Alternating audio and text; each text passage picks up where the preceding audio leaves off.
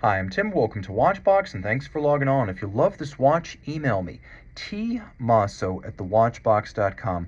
Your purchase and pricing email question line for buying this or any watch you see on any Watchbox platform. My email address is tmosso@thewatchbox.com.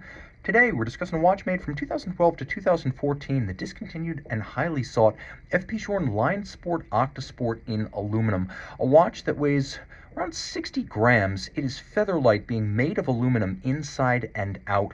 So this was the beginning of the sport collection. FP Journe launched its first sports watch, the Journe Sport, in 2011. This followed the next year, and the watch is 42 millimeters in diameter by 10.9 millimeters thick, and if you measure the horn of the lug to the opposite number on the other side, it's 48.7 millimeters across the wrist.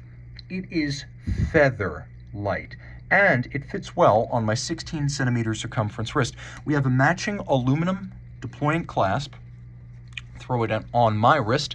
Oval in shape, 16 centimeters in circumference. It wears really well. Wears so compact that I can even say this would wear well on a woman's wrist. I think with a wrist as small as 13.5 centimeters circumference, you could definitely pull this off. It is incredibly light, and you can see it's actually thin enough with a domed bezel that if you want to make this your dress watch, it will fit underneath the cuff. Taking a look at the strap, you can see it's an FP Journe factory piece. It has a little bit of a character line molded in to visually extend the horn of the lug.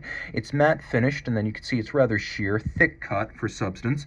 On the underside, we have a little bit of a hollow to better vent the wrist and aerate it, and then you can see the FP Journe initials molded in. It features some pre-scored marks to allow it to be cut to length, and this one is uncut. We will cut it to suit you. This is a sizable strap, and you can see that it is a double folding clasp with a rubber bumper on its exterior to help resist scratches to the clasp body. When you look inside, you can see that there are steel pin snaps responsible for the sharp click and clack as you close the clasp.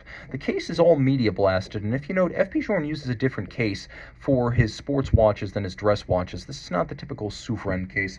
If you want to see what one of those looks like, you can see it right here on this Chronomet Optimum. You can see what a typical Journe case looks like on a dress watch. This is nothing like that. It's integrated Gerald Genta style with the flow of the lugs into either the bracelet or the strap, so it appears all of a piece organically connected.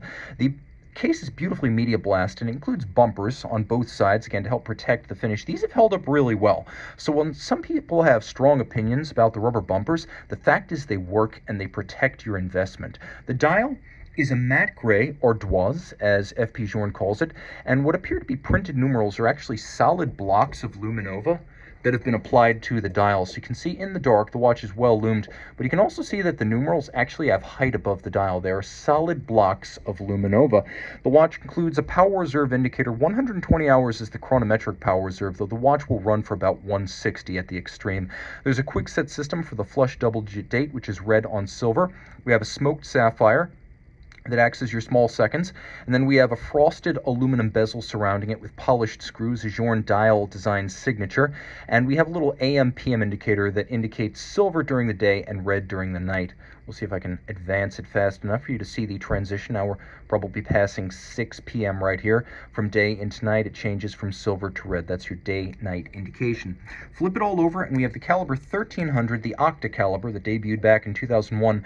But this, as you've not seen it, if you've only seen the dress watches, the movement itself, bridges and plates, made of aluminum. Now from 2014 forward, the exterior of these watches would have been a darker anthracite color, and the watches would have been made of titanium. But the movements have remained aluminum. This watch is more desirable because the aluminum watches are scarcer, but they're also discontinued, and what's outside matches what's inside, which seems, from an engineering and aesthetic standpoint, to be wonderfully continuous. Now you can see it is an automatic winder. It beats away at 21,600 vibrations per hour. It's adjusted in 5 positions like a chronometer, and the balance is free sprung for durability and security against shock. We have anglage on the edge of the bridges, engine turning in 2 sizes on the base plate, as well as the bridge for the anchor. And then we have circular Cote de Genève across the bridges with black polished screws. All of this water resistant down to 30 meters. Just about the only feature it doesn't have is hacking seconds.